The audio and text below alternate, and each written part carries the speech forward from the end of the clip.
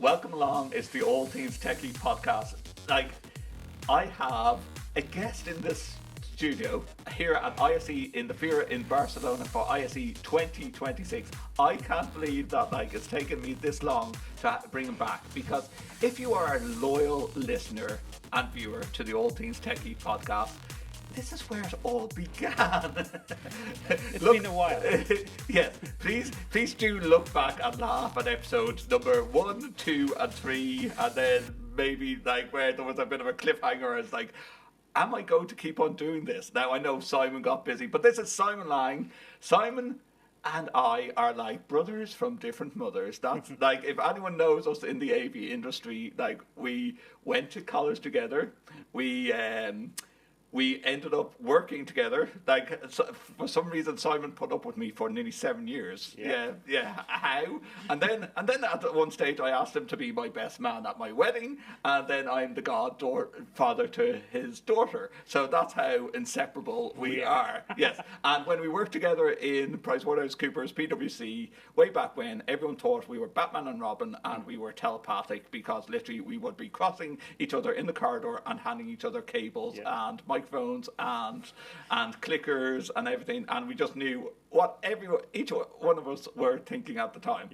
And it was handy. It just worked. It just worked. You know, we should have really set up an AV company, shouldn't we? No. I don't want the hassle. I don't want to lose any more hair.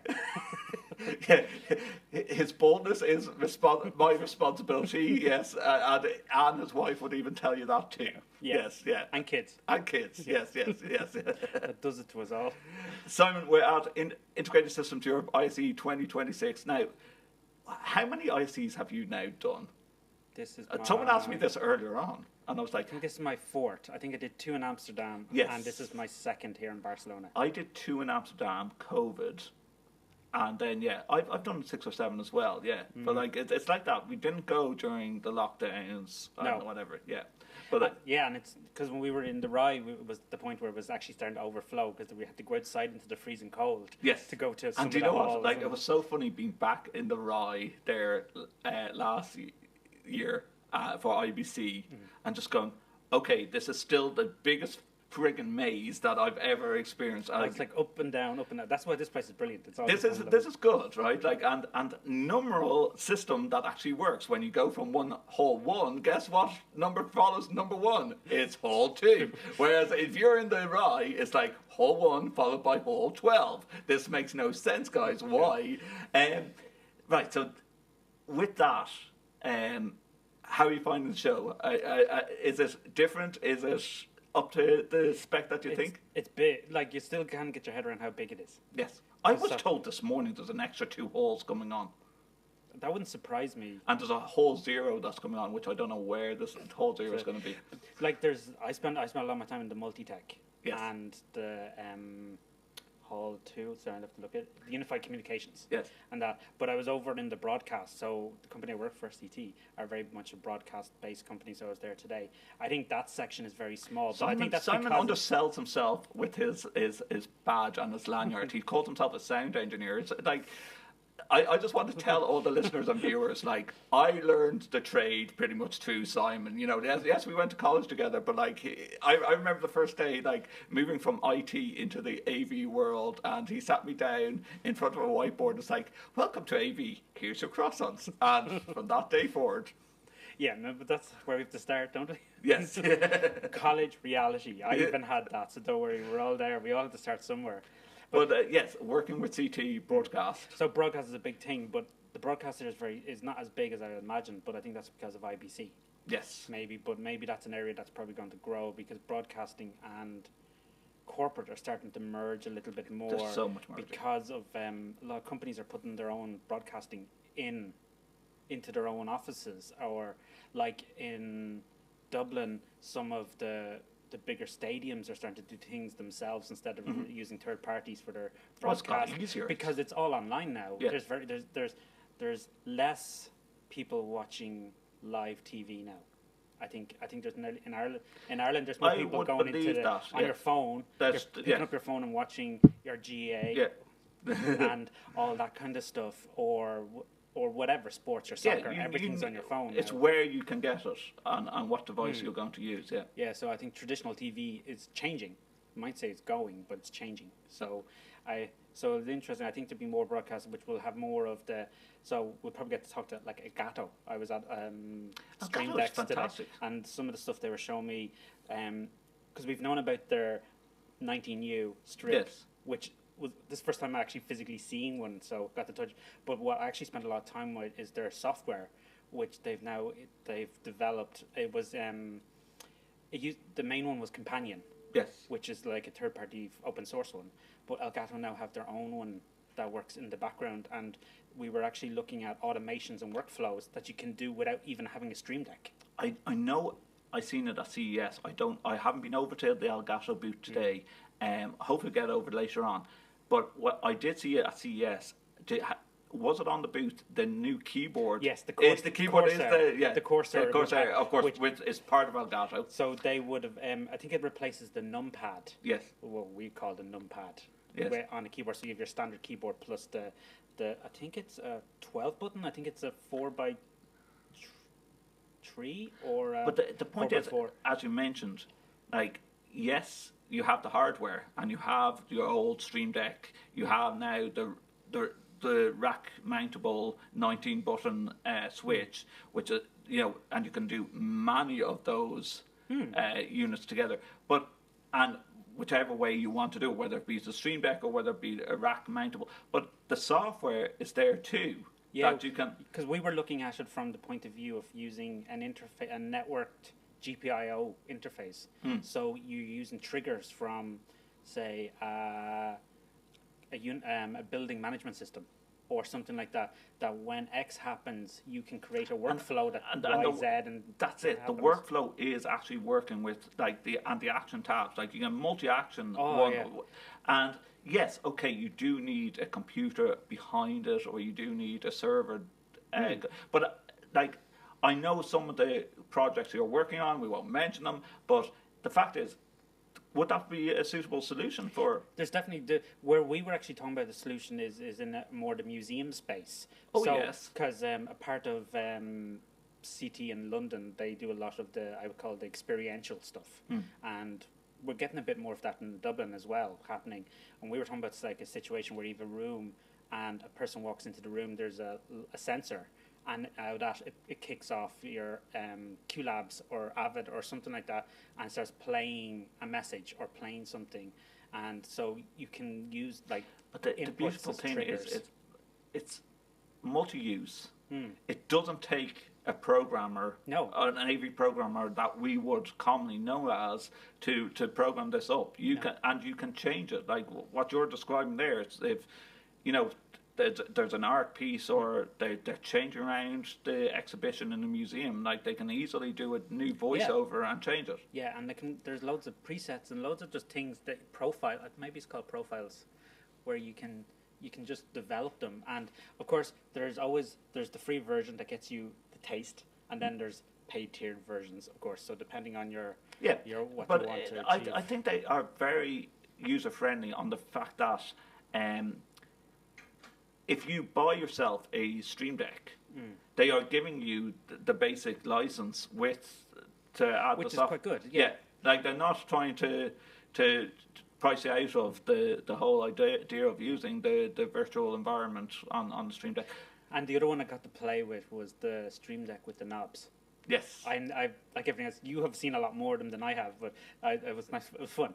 You know, and he was using it as a fader, volume control, and then he was actually using one as a pan tilt to do with a camera. And I thought that was kind of an interesting one. It's nearly like instead of buying an A10 or something like that. They needed to go down that route where the software came with the hardware, because if you go back to the original Elgato model, it's a maybe 6x3 matrix of buttons.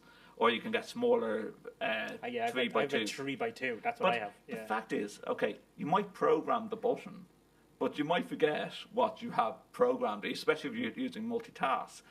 And then, as you mentioned, with the knobs coming on the Stream Deck models now, the fact is now that you need to see visually what you are increasing and decreasing. Now, I know you can add that on as layers on the actual Stream Deck itself. But having the larger model on a monitor, for example, with software, it gives you a better impression. It's definitely, and like they had the rack one, and they had layer on layer on layer, and he was showing like he had a couple of layers which were just, I would call, basic studio stuff. So it's an area they haven't said they've gone into much is broadcast, but it's becoming closer and closer because broadcast, a lot of the desks are now becoming virtual desks. They're not physical anymore. Yes. So you're literally playing with the touchscreens in front of you. Yes. And because that's a whole area I don't know, because I was in Ross today as well for a few minutes, and they were showing me stuff, and I'm like, this is a whole area I have to learn. See, like, let's go back 20 plus years when we were in college, and you doing splicing and doing your XLR cables and doing your sound desk as well. Like, would you embrace that type of technology if you were working in sound? Would you want to have a virtual desk? I'd love to get behind one just to play with it. I don't know if I would like to be running a concert yet. Well, that's it. Like, our days going back for the live events of PwC, could you imagine us doing a virtual desk and it just failing like halfway through a production with partners, you know, the sweat beads, you know, it's like... Beyond that, I'd be just leaving here, just take the badge. Yeah, just take the badge and we're gone, you know. But you talk about museums, and one thing that... Now, you told me yesterday off mic that, like, oh, this has been around for some time, but Sony and their 3D imaging when you're standing in front of a I think it was like a classroom scenario. So the people, if the teacher was writing on the board, you could see the board with the teacher kind of faded in, so they weren't missing out what was being written on the board. Yeah, which is quite interesting. Now, I saw it at the ISE I was at last, so I wasn't at last year, it was the year before. Yeah. So that might have been an earlier version, and it's probably improved dramatically. One thing I noticed, if you're not standing straight on from the 3D image, now, so like when you reach out, your hand is being mapped, but if you stand, or if it's some like because the two cameras on either side of the monitor, if you're standing not square to the screen, or someone walks behind you, the camera is trying to track. So it's good, but there's a lot of layers of improvement, I think. Yeah, definitely.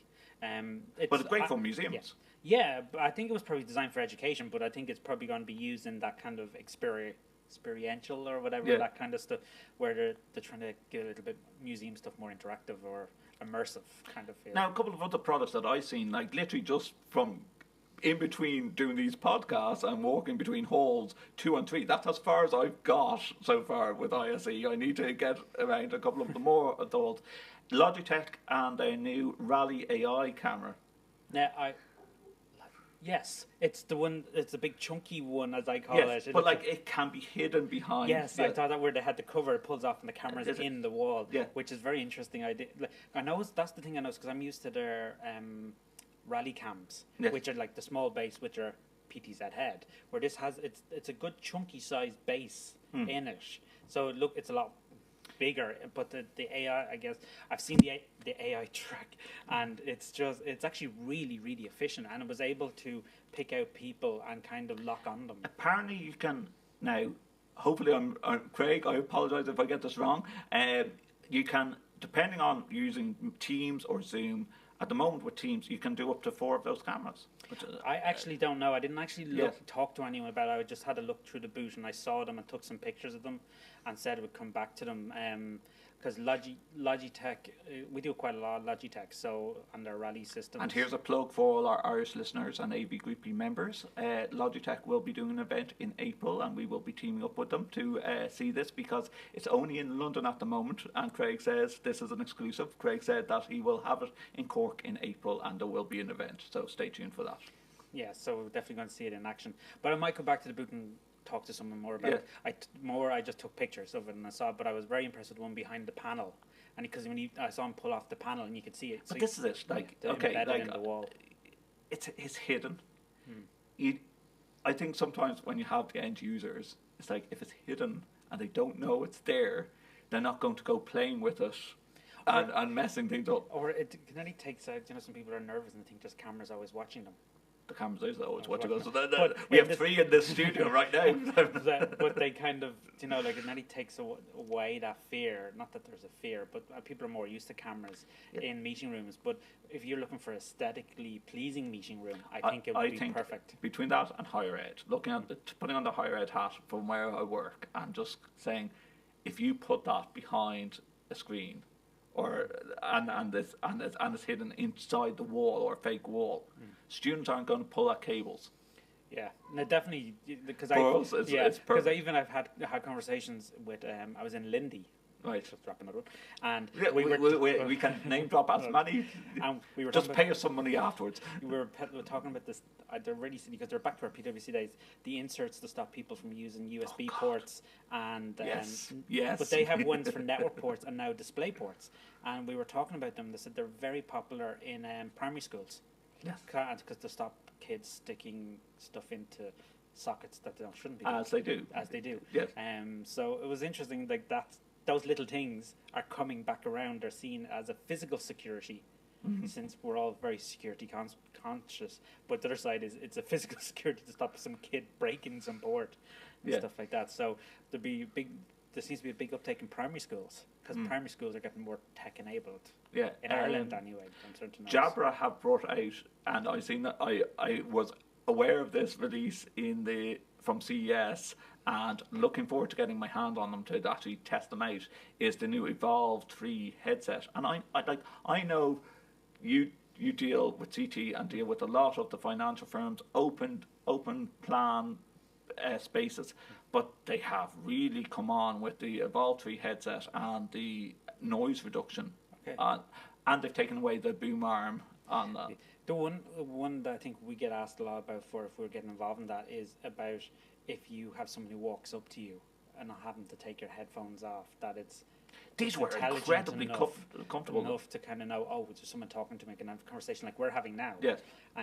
But then when that conversation ends, it's like the noise cancelling kicks back in again and stuff like that. Yeah. So was it Sennheiser had ones like that, but they weren't perfect. Mm-hmm. So it's learning again. We're going to use the way AI is teaching that. You think about you're going to end up having AI in your headphones soon.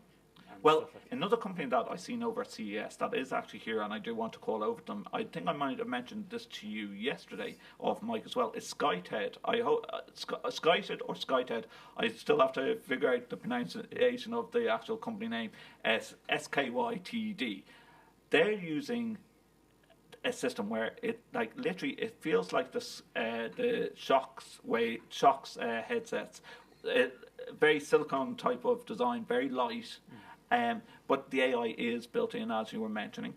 But you can whisper into this headset, so it's made for privacy that you can whisper into the headset, and the AI will take out all the noise reduction. I tried these on in CS, and it's like yes, this and.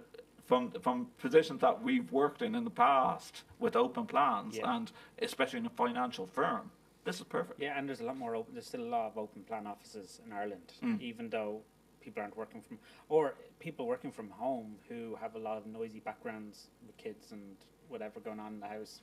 It's a good way as well of taking away all that noise. Especially when we try and call each other and there's some kid hanging out with you or something. That's usually my day. Like, this is why I go to ISE to get some respite away from kids. Yeah. Yes, as well as you.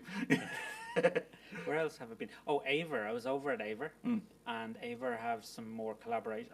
I call them collaboration boxes, where you have multiple cameras in, and you can USB out and HDMI in, and it all gets fed into your computer, and it's like smart camera switching and stuff like that. And there seems to be some really interesting. I would say it's a competitor to Crestron's One Beyond, which is a very expensive way of having camera switching in your boardroom. So this way they've increased. I think it was a 500 model. I can't remember the letters in front of it, but you can do kind of smart camera switching, and it knows that it has AI built into it again.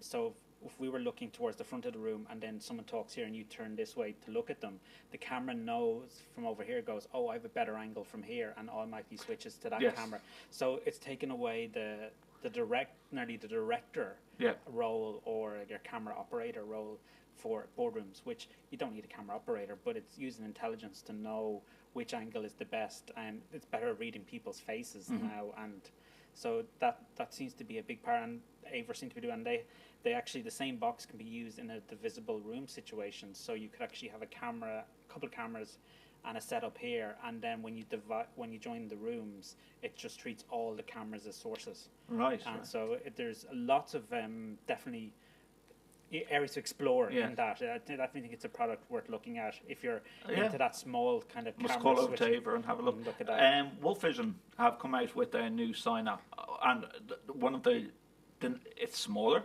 and I know there's going to be a couple of new redesigns of their sign up range and their V-Solution Matrix range, but it's smaller.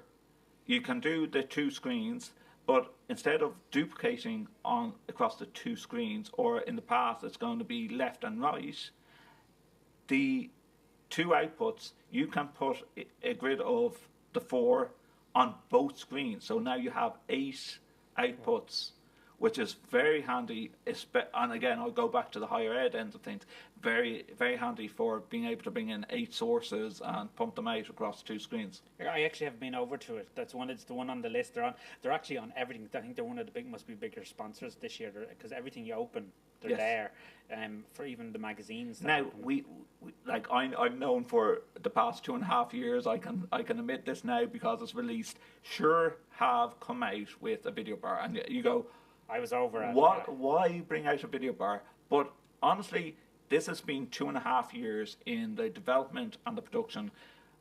I'm not paid to say that Shure is 101 years old this year, and they have perfected audio over the last century. So they have the audio right.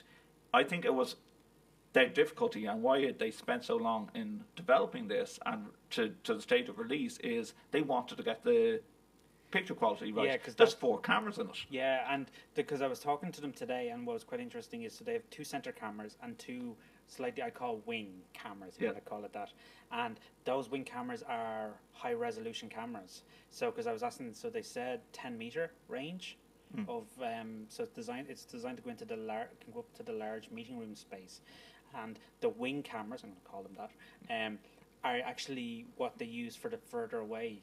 So, because when near and far away, because you know a lot of the digital croppings, as you crop it more, the pixels get bigger. Yes. So by using the higher resolution cameras for the far away, the pixels aren't as big. Yeah. And so that's quite really clever thinking. We know there's companies in the past that have been trying to do this and failed. But and they've built redundancy. Like I was looking, they were saying, oh my god, they have actually a network switch built into it, so you can actually put a ceiling tile, their MX range ceiling tiles, in it to extend the range, and it doesn't turn off the bar mic. It actually combines the bar mic and the ceiling mic with that, and they've actually put additional USB-Cs and and HDMI's and all that in to for future, which they don't know what they need it for yet, because as we know, everything's going USB-C anyway. Yes.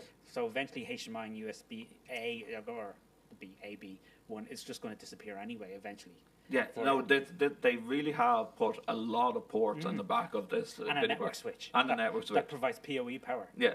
And but like the beautiful thing is, when I was over at Shure, now I do want to do that full tour, and I'm doing that tomorrow with Phil.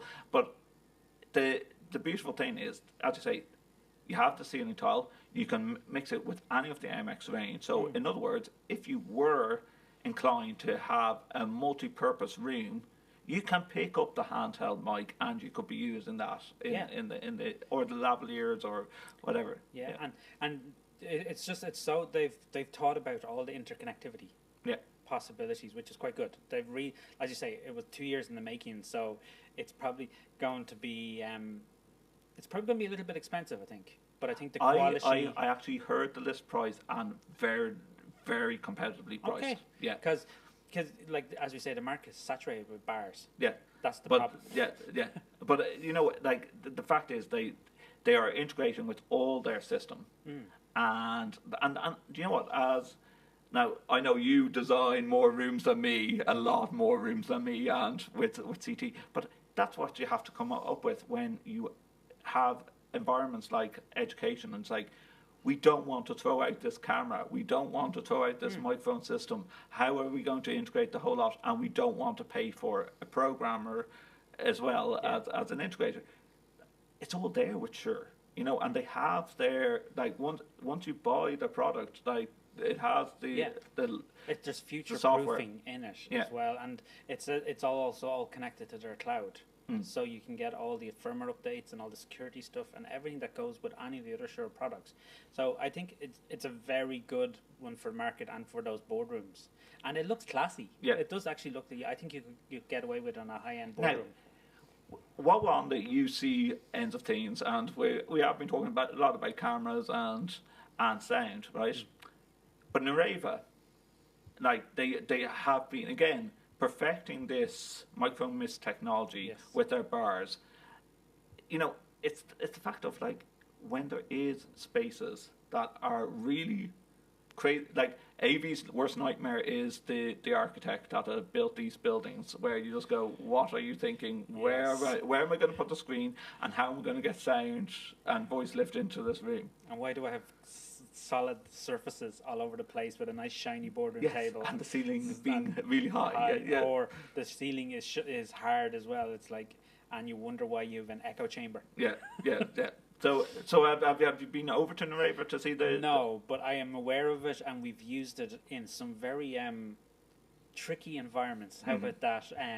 With some of our installs in Ireland, in the Midlands, where there are some kind of older spaces where you're not able to install as much, and the range on it was unbelievable. Yes.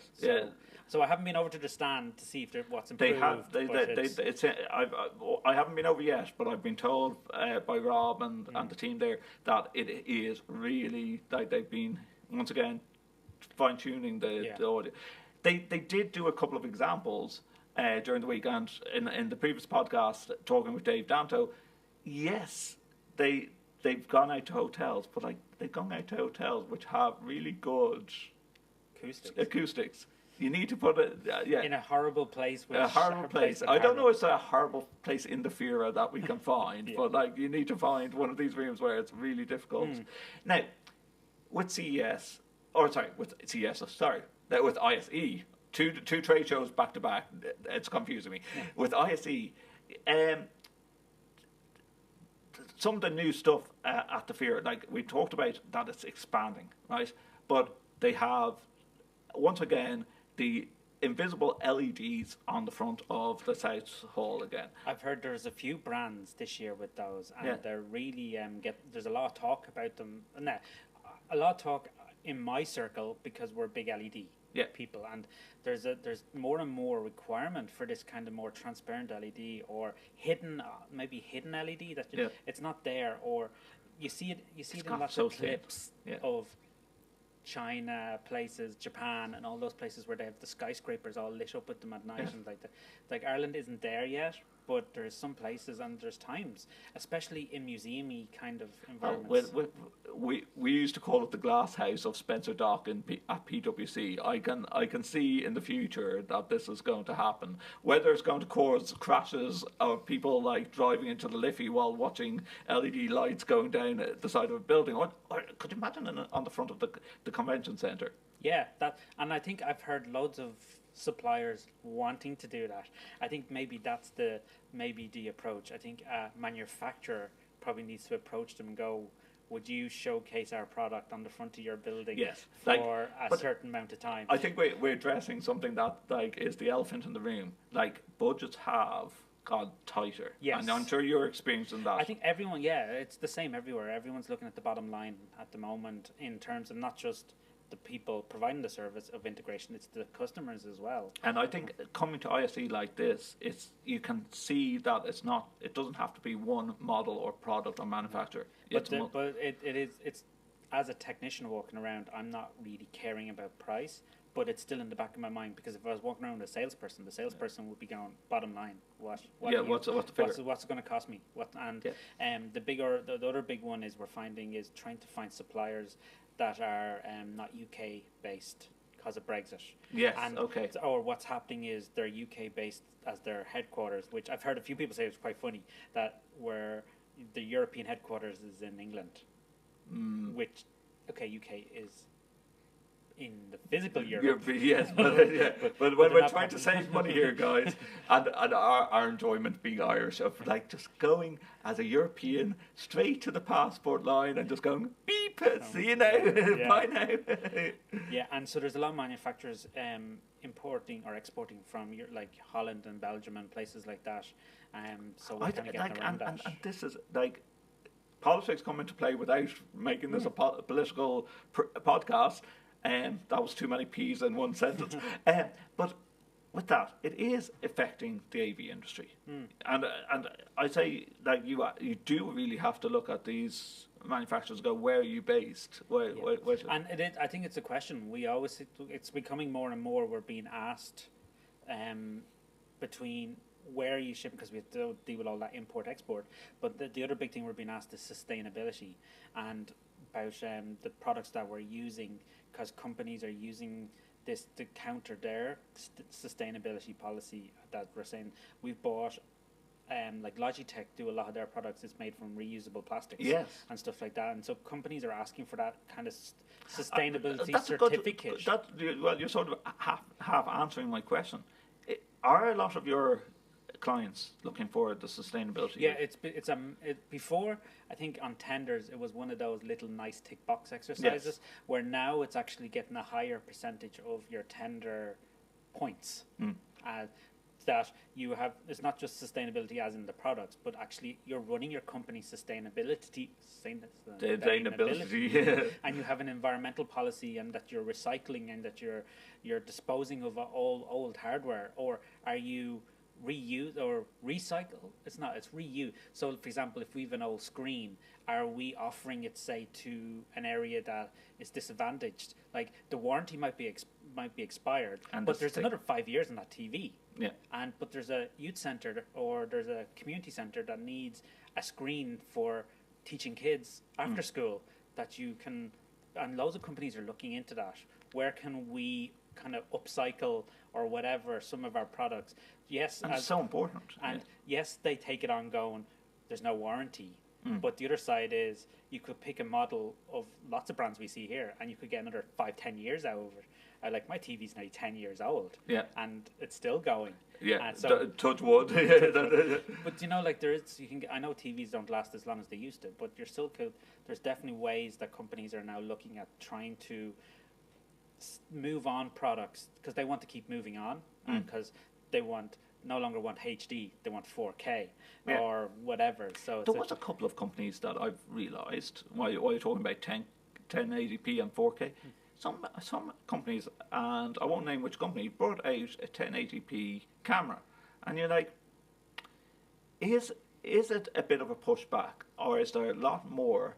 Can you, when you're designing AV solutions, that people go, don't need the 4K. I just want the 1080p. I think it's all based on what you're using it for. If you're using it for lecture capture, you probably want your higher quality, because if you're a lab or that kind of stuff, so students can watch back. But if you're doing Teams, can it do HD? I think it's mainly 720. Answer on the postcard. I can't remember. But so you're already. Or sometimes it is like, we'll offer you the full HD, but you're going to pay premium extra to do it. Yeah. So if Teams is only doing 720, what's the matter of having if you have a HD camera anyway? Yeah. So it's going to be compressed. So yes, in the future it mightn't be as compressed as our internet connections all improve. Like I say, on the higher ends of things, we're happy to put 1080p cameras around places. You know, like it's not. But I think most cameras are 4K nearly by standard. Yeah. But I suppose if you only offer up the HD at best, I presume you can also. Yeah. A couple I've brought them out. I'm thinking, why did you not offer it as the extra stepping stone of? Yeah. I suppose it's down to the chip, and it is to pay for the chip as well. Yeah. So. Yeah. So what? Now you're here till tomorrow. Yes. What's left on the agenda of things to see? There's a massive amount in the multi-tech kind of zone.